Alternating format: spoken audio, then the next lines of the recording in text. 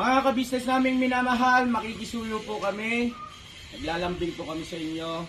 Kung maaari po sana ay pakisuportahan natin Analisa Reality Vlog. Analisa Reality Vlog. Hello mga kababayan, kumusta po kayo? Magandang buhay. Welcome po muli sa aking YouTube channel, Analisa Reality Vlog. Quick reaction lang po ako ngayon kasi lobat na talaga. Tatapos lang ulit ng aking trabaho. Pero bago yun, bago ko ituloy ang aking paggawa ng reaction patungkol po dito sa part 3 ng Bong at saka Kayla, The Bong. Supportahan po natin si Pinuno Ka-Business Official, Ka-Business Family channel nila at si Papa Dins TV nasa baba po ng aking screen.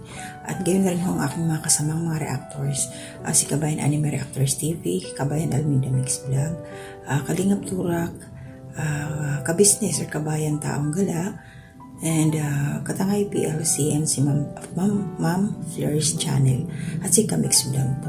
So, director na po ako sa aking reaction. Hindi muna ako magsa-shoutout sa pangkalahatan, pero maraming salamat po doon sa mga bagong pasok sa aking munting kubo, sa aking YouTube channel. Welcome po.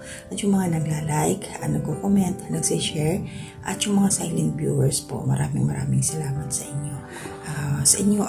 Bahala na si Lord sa inyo magbalik ng mga blessings dahil sa pagtulong niyo po sa bawat isa sa amin sa panonood, at yung mga hindi po nag-skip ng ads, maraming salamat po sa inyo. So ito na, dito sa part 3 ngayon lang ako makakapagbigay ng aking simpleng reaction.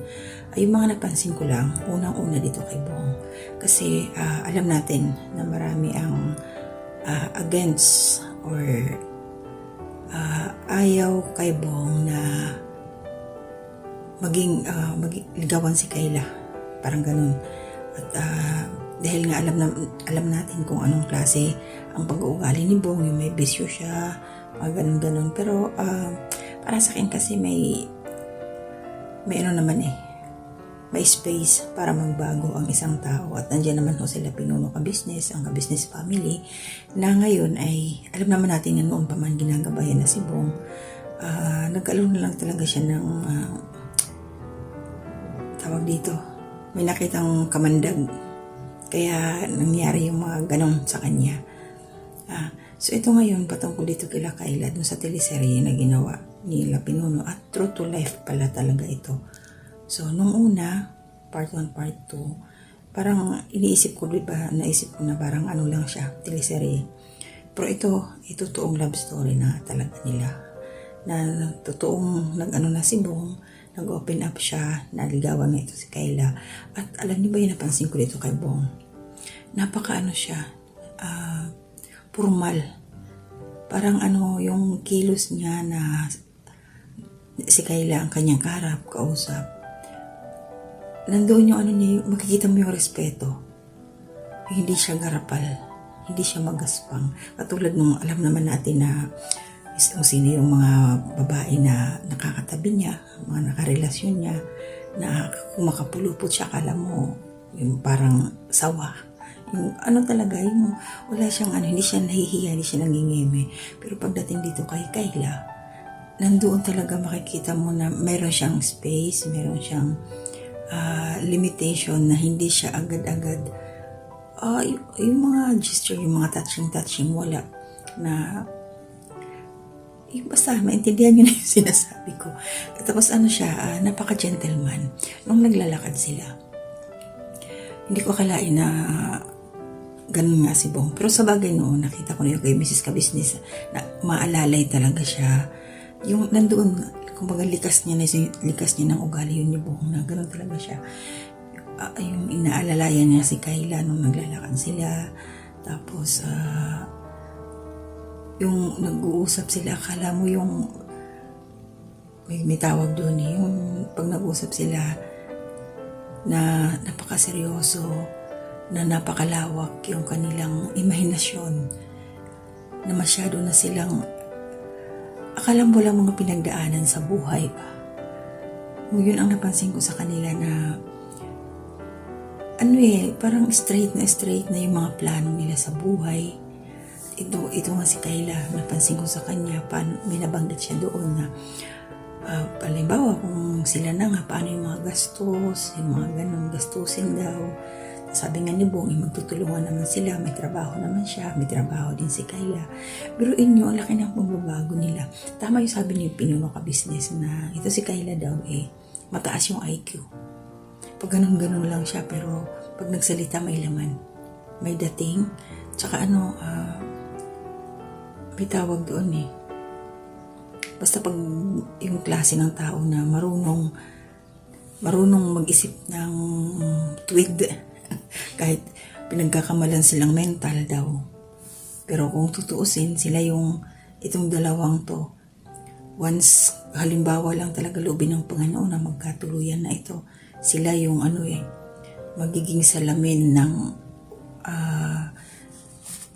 katotohanan na hindi hindrance or hindi sagabal ang kanilang mga naging kalagayan. Dahil unang-una, syempre, ang panalangin, yung prayer natin para sa kanila na maging maayos, at yung paggabay nga nila Mr. and Mrs. Ka-Business, ang family Ka-Business, o diba? So matutuwid sila at maaayos, at andyan, si Kayla may magulang pa, nandyan yung nanay, may mga kapatid, although si Bong mag-isa lang, pero nandyan ang buong family Ka-Business. Tayong mga nagmamahal kay Bong, na kahit nagkasala siya, nandyan pa rin tayo, pinanonood siya, kasi wala naman kasing perpekto. At saka yung mga nagsasabing kawawa lang si Kayla pag si Bong ang napangasawa. Paano natin nasisiguro yun? Kung yung mga normal nga, oo, normal sila. Pero ibig kong sabihin, yung mga walang pinagdadaanan katulad natin, magugulo din ang buhay. Hindi naman tayo mga perpekto, di ba? Wala walang perpektong pagsasama. Kaya itong dalawang to, pag naayos na to sila, bigyan natin ang chance na tingnan natin. Siyempre magkakamali, pero nandiyan pa rin talaga yung gabay. Masyado kasi tinadown silang dalawa, yung relationship nila. Pero ang ganda ni Kayla, di ba? Ang ganda niya. Talagang bagay talaga sila ni Bong. Yun lang naman ang nagiging naging negatibong komento sa kanila. Yung sa mental capacity. Si Kayla nga, sabi ko nga sa inyo, marunong magluto. Si Bong marunong maglaba. Marunong man sila sa bahay. Kaya nila yun.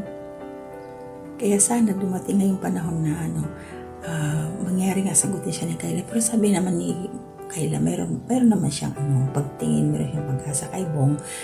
May pag-asa si Bong sa kanya. Yun nga lang, hindi pa siya sigurado. Siyempre, ang galing ni Kayla kasi siya kumbaga nangangapa muna, pag-aaralan niya muna si Bong. Pero talagang ibang klase ni Bong. Makita mo, iba yung ginawa niya, yung talagang totoong panliligaw na to, yung ginawa niya. At yung nandun sila sa park, na nag-uusap na yung nakaupo na, nag-snack nga sila, di ba? So, akala mo tunay na diba? Doon lang talaga ako nabilib ako kay Bong na behave siya. Kakaiba siya dito. Parang ibang Bong ang nakita ko doon sa na yun. Tagpong yun. Yun ang Tapos dito sa shoutout pala doon kila Pinuno Ka-Business. The way na ginawa nila tong pag-video ba yung teleserye na to or ano bang tawag dyan. Yung sa pagre-record.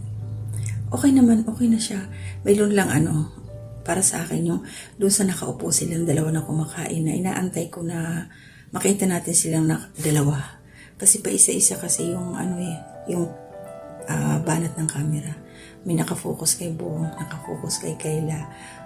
Ang inaantay ko talaga doon, maganda sana siguro kung medyo lumayo-layo yung camera para makita silang dalawa na magkaharap. Yun ang napansin ko. At saka para sa akin, ito lang para sa akin na Pinuno, yung pag-focus ng camera ba, huwag masyado tagalan at saka huwag masyadong malapit.